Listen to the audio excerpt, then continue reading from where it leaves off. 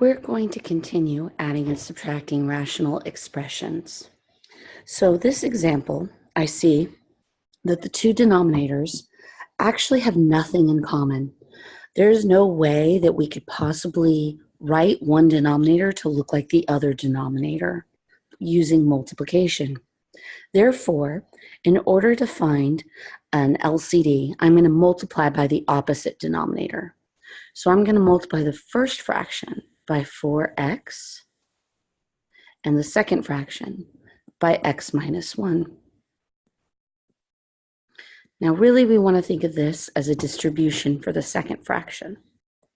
The first fraction, however, will just multiply the numerator, which will give us 12x, and the denominator, I'm going to leave it alone.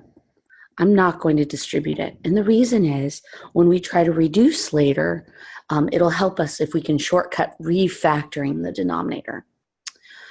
Okay, the numerator here, though, we're going to go ahead and distribute the 5 in. So I'm going to get 5x minus 5, but I'm going to leave the denominator alone.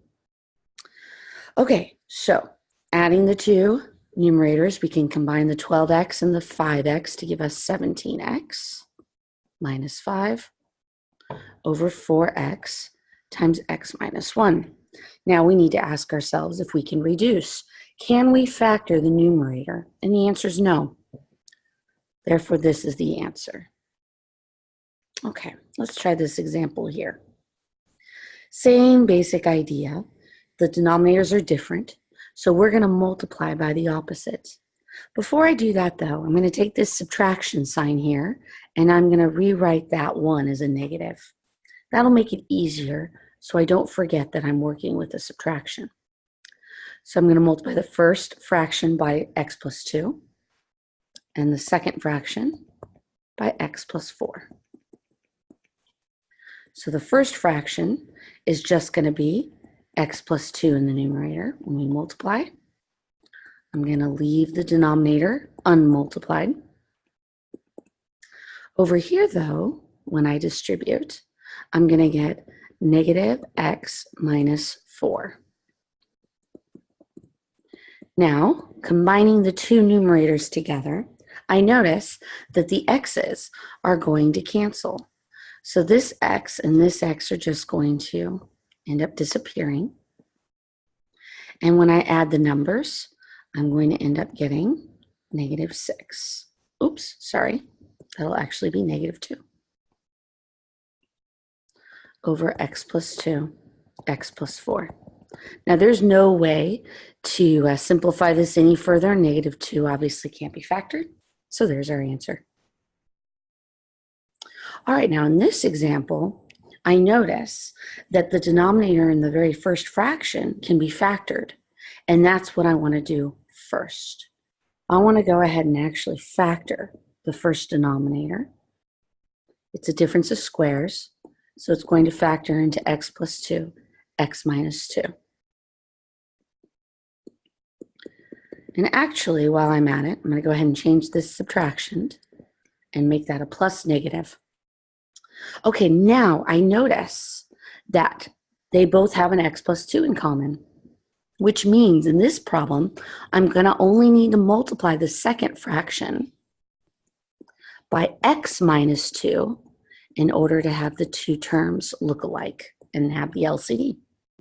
So the first fraction is going to remain the same. The second fraction, I'm going to distribute the negative 3. So negative 3x plus 6 over x plus 2, x minus 2. All right, now combining the numerators, I'm going to end up with negative 3x plus 18 over x plus 2, x minus 2. And I actually can simplify this numerator. I can factor out a negative 3. Oops, that would leave me with x minus 6.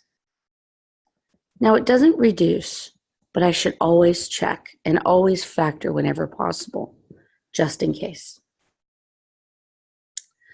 Okay, so in this last example here, I can definitely factor the numerator the denominator of the second fraction here. I'm going to use the x method. So I'm going to have -2 at the top, -1 at the bottom. Two numbers that multiply to be -2 but add to be -1.